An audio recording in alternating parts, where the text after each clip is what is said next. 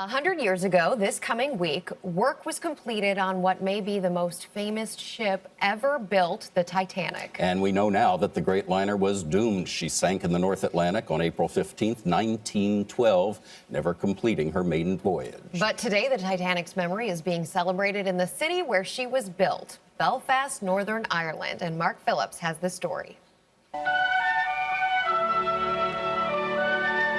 When the Titanic departed the Belfast shipyard where she was built, she was already a big story. She still is 100 years later. Now the images of the Titanic resting on the Atlantic seabed form a central part of a new exhibition center that Belfast hopes will spur a tourism bonanza, celebrating the shipbuilding crafts the city was once famous for. Susie Miller's great-grandfather worked on the ship's engines and then sailed on her and died when she went down. It was a terrible thing that happened to Titanic out in the middle of the Atlantic 100 years ago, but it was circumstance and human error that led to that. It wasn't anything to do with the build quality and the design of Titanic. Open your eyes.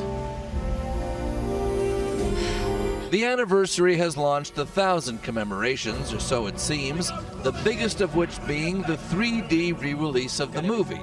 Some have called the relaunch a cynical ploy, but its director insists his motivation was more than profit.